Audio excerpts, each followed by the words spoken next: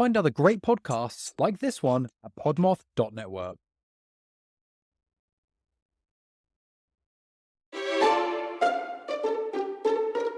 Hey there, my name is Bree. And I'm Suze. We're the hosts of Crime and Spirits, a true crime and cocktail podcast.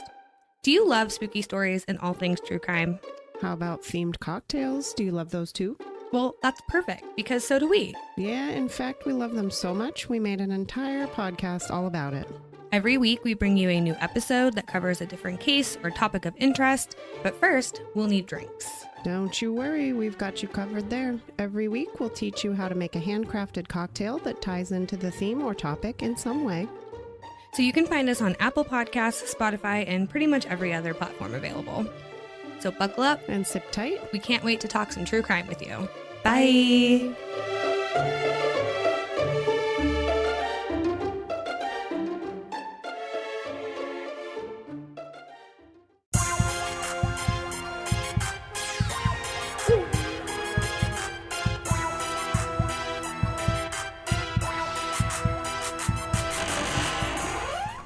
Hey, what's up, you guys? Hey, what's up, you guys? I'm Kathryn. And I'm Hayley. And we are Saturdays for the Ghouls, a Podmoth podcast. How are you, Hayley? I'm good. Kathryn, how are you? Good. What's wrong? I just feel like a terrible mother. Oh, cat stuff. Yeah. Do you want to elaborate, or do you just want them to know that you think that you're a terrible mother? You're not. She's not, in case you're wondering. She's not abusing her cat, in case that was what you were thinking. Do you like to elaborate? You're like, no, I don't. No, I will. Okay. So I have a cat named Socks, and he is my sweet baby boy, and I love him so much. Perfect. Light of her life. Light of my life. Kathryn's godson.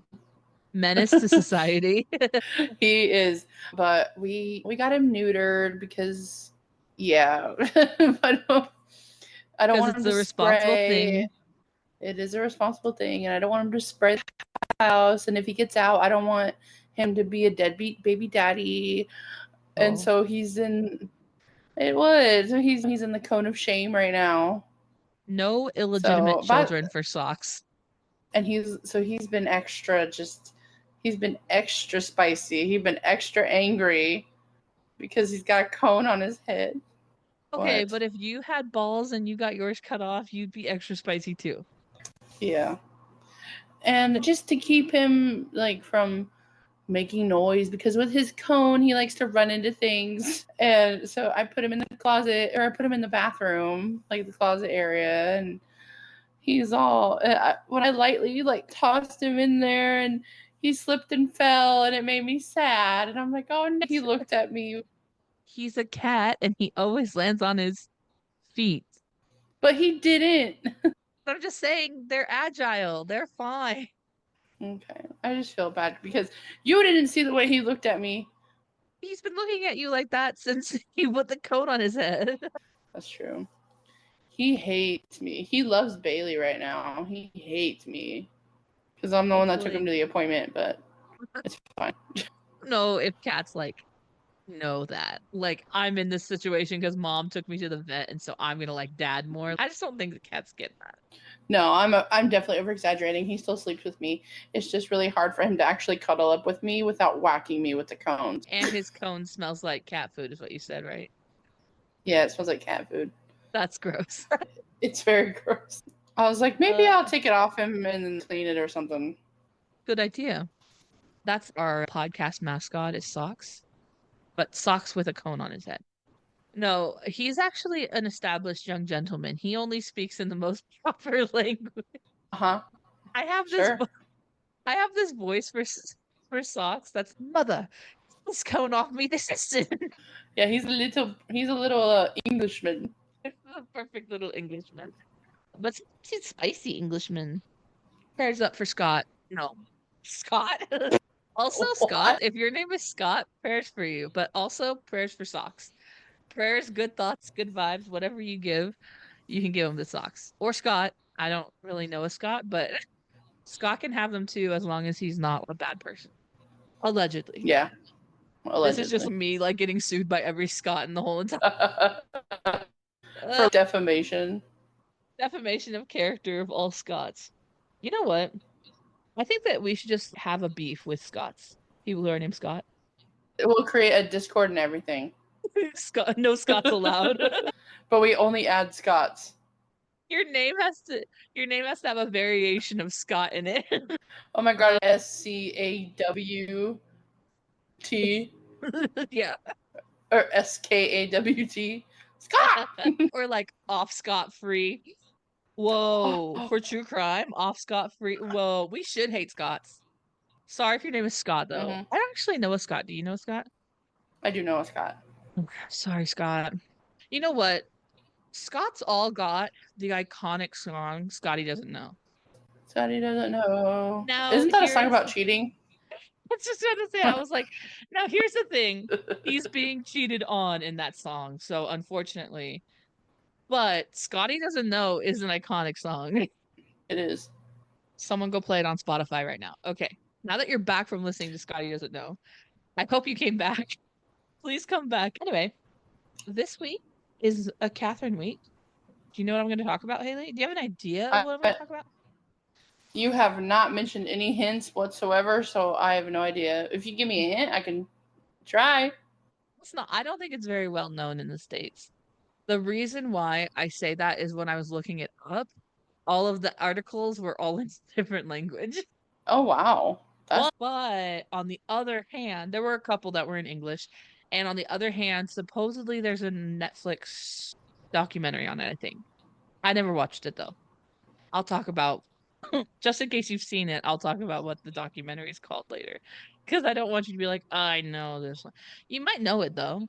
I'm not saying that. No. It's just not, it's not like a one that everyone knows. It's not like a John Bonet. It's not like a Zodiac. Not like that. True crime. It is true crime though. I'm taking it back. Yeah. I'm taking it back to my roots. I did the pyramids. I did the Malaysia flight, which is a little bit like it might be true crime. We don't know. No one knows, right? But this one is a for sure true crime. Are you ready to jump into it, or do you have anything to mention before we get started? I'm so ready. So ready. Okay. We're going to start out on November 26th, 2010. Yara Gambirasio, she was 13, and she left her gymnastics practice at the local sports center in Lombardy, Italy at 6:44 p.m. She was walking home alone. This was very common that she probably walked home alone like this, I think. Her home was only 700 meters away, which in our terms in the United States, that would be under half a mile. So if she was running it, she'd probably make home in 3 minutes. If you have a 7-minute mile, 3.5 minutes maybe. So I don't know a 7-minute mile, but I never met her. Anyway. She's probably very athletic if she's doing gymnastics. Yeah, she probably does have a 7-minute mile. Unfortunately, she never arrived home that night. And so her family contacted authorities and they began to search for her. In the days and weeks following Yara's disappearance, thousands of volunteers, along with law enforcement officials, search dogs, helicopters, they scoured to find her. And despite the exhaustive efforts, weeks turned into months and Yara was still missing. The search parties were combing through forests, fields, abandoned buildings, hoping that they're going to find anything that would lead to her and hoping that she was maybe still alive. But it seemed like she completely vanished without a trace. It wasn't until February 26th, 2011, which was exactly 3 months later, her body was found 10 kilometers away from where she was last seen. And 10 kilometers in the US is like a little over 6 miles. So that's like way further than where her house was. Her body, this is a quote, her body showed multiple superficial cuts made by a pointed object such as a knife or a nail and a large wound on the head. May 28th, 2011, they were able to have a funeral for her. Very close to this time, a man named Mohammed Fikri was arrested because of a comment that he made, but it was like he spoke in a different language. He was I think he was from Morocco. And the comment that he made, I didn't ever find what he exactly said, but it was mistranslated. And so he was like exonerated really fast. He wasn't charged for anything. But that still meant that no one knew really what happened to her other than the details of what they knew when they found her body.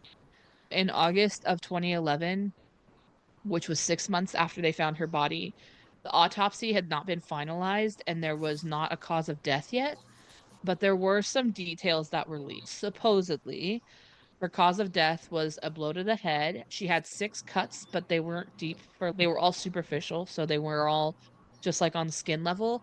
And she had hypothermia, and she was not raped. She was just the cause of death, as far as they knew, was a blow to the head.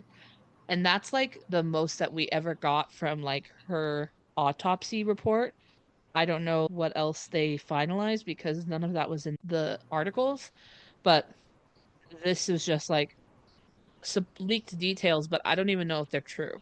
Like when they're Yeah. listed as leaked details, they could be, I guess, wrong. But after a forensic test, they found traces of genetic material from her underwear and her leggings. Now, again, she wasn't raped, and so it was probably not semen, but it was probably blood, is what they deduced from that, from knowing what that we know about her autopsy. And as long as that's true, it was probably blood. So this sample of DNA was labeled as Ignato 1, which is unknown 1, or Ignato Uno. So they launched a screening program to test the DNA evidence. And there were over 15,000 people. I think that one of the numbers I saw was 22,000 people were tested, and they volunteered to be tested for a DNA specimen. And this program was at this size and this mass had never been done like that, let alone in Italy, because Italy is much smaller than maybe the US, where we might do something like that in 2011. This something that to this magnitude had never been done before to solve a case, and especially not in Italy. So they may not have been as well prepared as they could have been, but they had tested a bunch of men who were coming home from a club that was near where she was found. I think the club in English was called Quicksand. One of the men that they tested was Damiano Gurinoni, and his DNA was very similar to Ignato 1, but it wasn't the same. It wasn't his DNA. But it was so close so that it's very likely that the person who killed her was related to him in some Hmm. way. They followed this lead. They met his mother, and his mother was Aurora Zanni, and she had actually been help for for Yara's family, probably like a maid or some sort of help in the house. I don't know, a cook.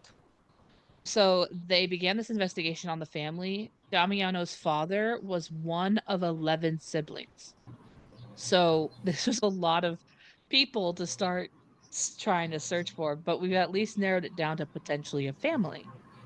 None of the siblings were coming up as matches until they came to the last and final one, his uncle Giuseppe Garoni. And he was a bus driver, but he had, in fact, passed away in 1999. Remind you that she passed away in 2010. It couldn't be him. They were forced to be like, this is the only one that we can't test because he's dead, but he's obviously has to be the one. Okay. So what they did is they actually went as far to exhume his body and collect DNA from his femur so that they were 100% sure that this was the family that they were looking for. They investigated his family. He had a wife and 3 children. From the result of that investigation, none of the children matched the DNA sample at all to the extent that it would have matched. And so that meant that he must have had an illegitimate child somewhere in Italy at this time, because it matched so much so to his that it had to be one of his children. And the 3 children that he had never matched. So they had come to the conclusion that there was an illegitimate child that he fathered somewhere in the city or in the country. So now the question is, how do we find who Giuseppe had an affair with and a child with now that he's passed. Because again, he passed in 99, which was like years before the murder. And if he had a child who was able to kill someone, like it had to have been back in like the 70s or something. Like it had to have had an Mhm. affair a very long time ago. So it's hard. So we started with the widowed wife. His widowed wife, I think her name was Laura. She did not have any suggestions. And she was just as surprised as everyone else that there was a possible illegitimate child from him. And so what they did was they pieced together, and I picture this on one of those boards with the red string. It's like they pieced together a biography of Giuseppe's life and every woman he's ever known and met. I picture those boards with all the red string of like people trying to Uh, find a murderer. Like the one from with Charlie from Yeah, Philadelphia. yes, that is exactly what I pictured. So, a former colleague, though, Vincenzo Bigoni, he was also a bus driver. So he confirmed that Giuseppe was a quote, ladies' man, and a lot of young women traveled on his bus to and from work. And he said one at least probably got him into trouble. And that's where he stopped talking.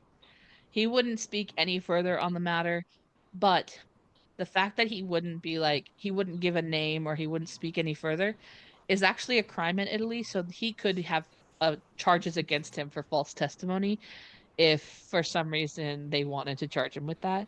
But he just was like, I'm out at that point. I'm just going to say that he was a ladies' man. So not only was it every woman he ever knew, but every woman who ever possibly drove on his bus route for however long he drove buses for. That's insane. That is insane. Do better, America. I know. Because I don't think America would go through the lengths that No. Italy went through in 2011. I don't think they would do it now in 2024. Nope. I digress.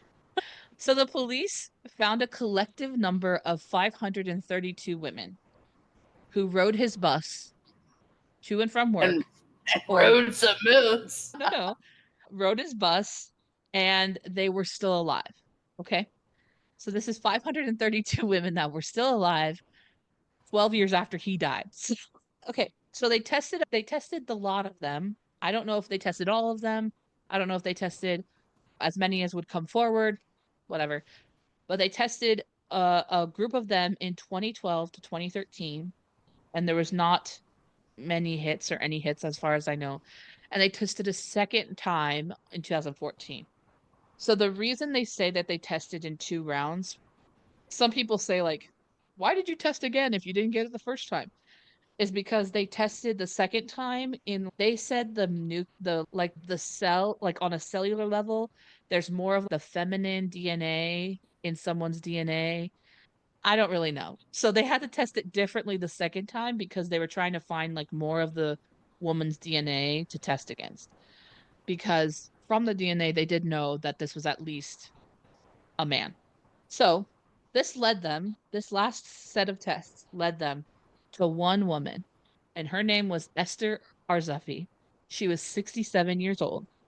She had been married to the same man since 1967, since she was 19 years old, and they had three children, a set of twins, and a young son named Fabio. And the twins were named Massimo and Laura. So then we had another Maury moment. We had a DNA test of all the kids. And the DNA test found out that the father of the twins was not her husband, and it was in fact Giuseppe. From that, they knew that the DNA, because they knew that from the DNA, they knew that the killer, who was male, was Massimo. She gave his first name to her son. I don't know if that's a big thing in Italy. Like maybe it's a family name still. I don't know. But like the fact that your son that is technically Giuseppe's has his middle name, like to me, that's a nail in the coffin, baby. It's a slap in the face, man. For sure. Anyway, so in June of 2014, they set up a roadblock into his neighborhood because they needed to gather his DNA to test against her DNA, the DNA that they found on her. So he was driving into his neighborhood and they flagged him down and they gave him a breathalyzer. He passed and they let him go. But the breathalyzer now had his DNA on it that they were able to test against the DNA that was found with Yara. On June 16th, they arrested Massimo Giuseppe Bassetti, a 43-year-old father of 3, at the construction site that he worked at. And he was placed into custody, but he still claims that he's completely innocent and that this was a setup, and that his mother never cheated on his father, his dad's his dad, all of this stuff. He doesn't know how his DNA was on her clothes, and then his mother also denies ever having an affair. She's only ever been with her husband, is what she says. So after the arrest, there are even some people that still don't believe that Massimo is the person who killed Yara, although he was arrested. But here's what we do know.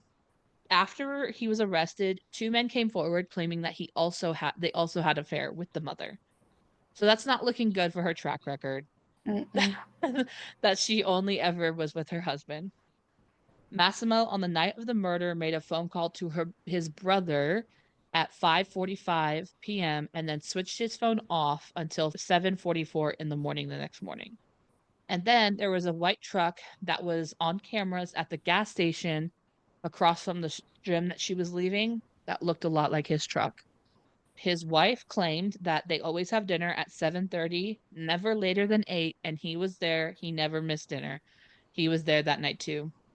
And the last thing that we know is that his DNA markers matched 21 markers to the DNA that was found on her body. And generally, 16 to 17 is enough for a perfect match. So his matched 21 markers, which is way more than enough for a perfect match. So there could have not been anybody else that matched that many markers, and it had to be him. The DNA, here's the thing, is the DNA doesn't lie. It's very hard for DNA to lie like that. So Massimo Bassetti was arrested and charged with kidnapping and murder of Yara Gambirasio, and the trial followed was highly publicized. The media outlets followed every development, and this like captivated Italy.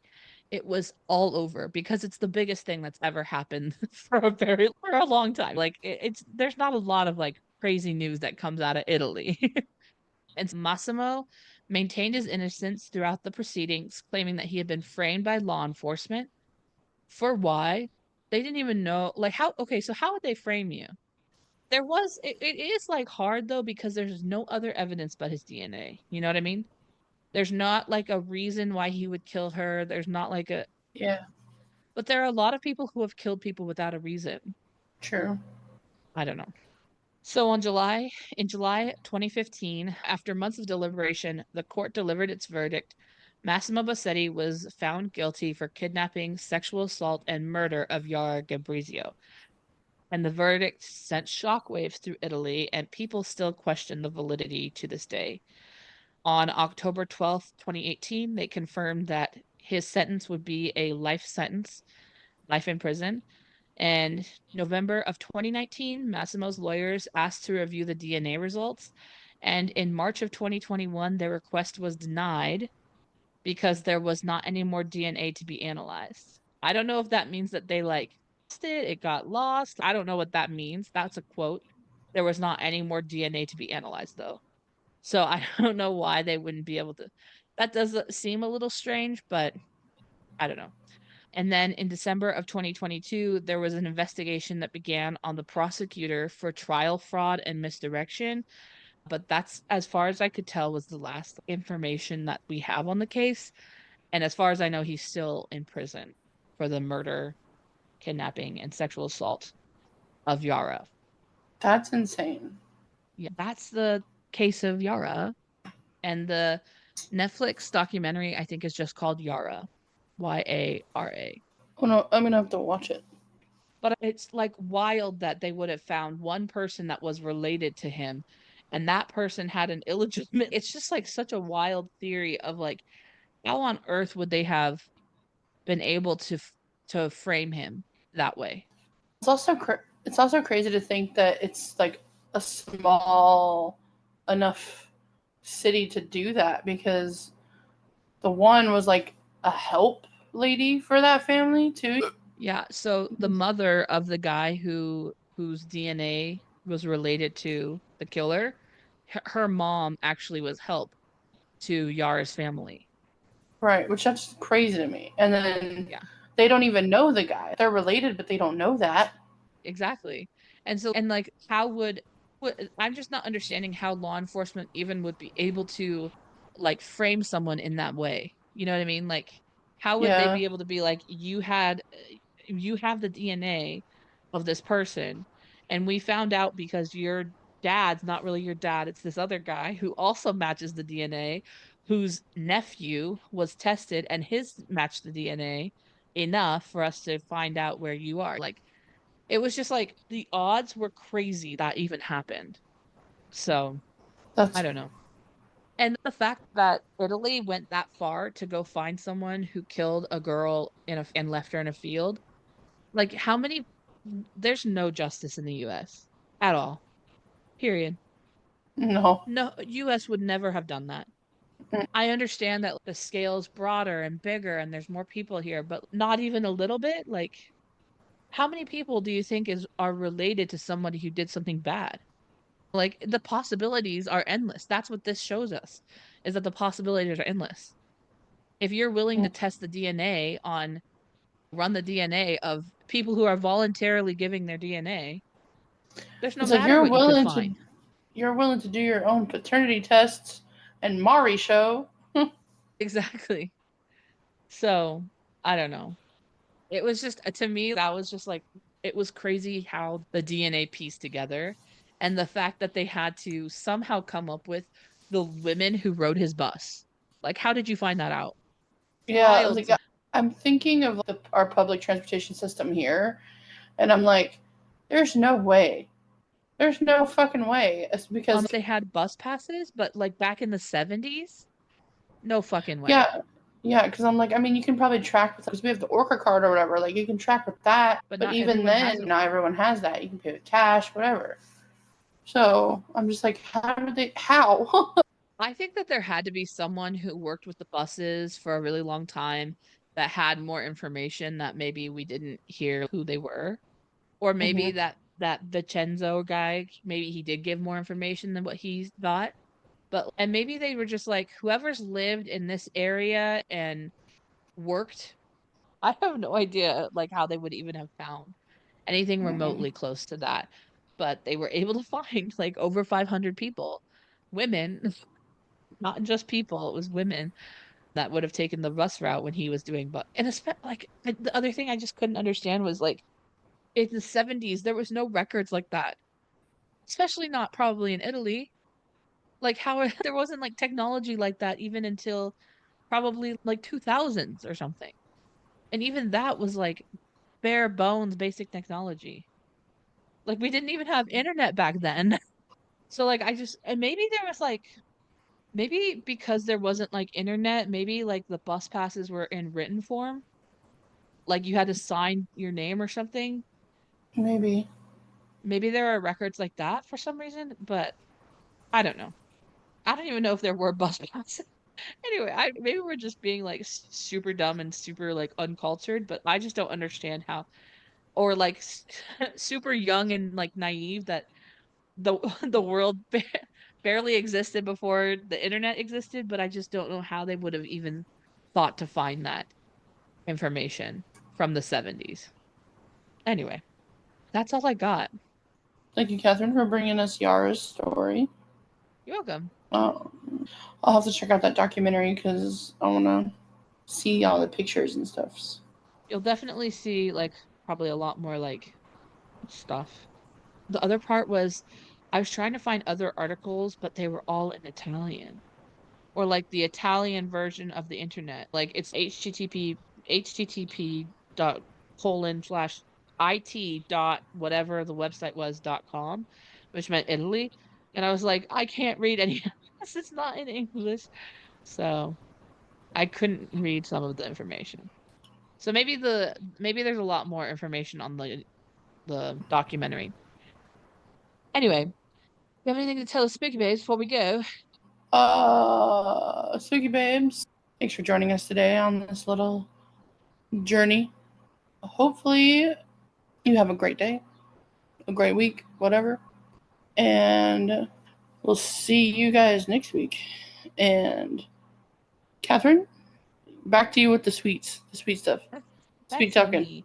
Before we get to the sweet stuff, if you are listening to this on any place that you can rate us, please rate us 5 stars. That would really help us. Leave us a really nice comment on iTunes. That would really help us. We love to read your comments. Or give us a thumbs up on YouTube. And yeah, I hope you enjoyed going back to my roots of true crime. I hope you enjoyed the podcast today. Just remember that you are worth all of the crayons in the box, and you deserve breakfast for dinner or something. Breakfast for dinner is my favorite dinner. Anyway, we appreciate you so much. The world is a better place with you in it. So please stick around, and we will see you In your nightmares.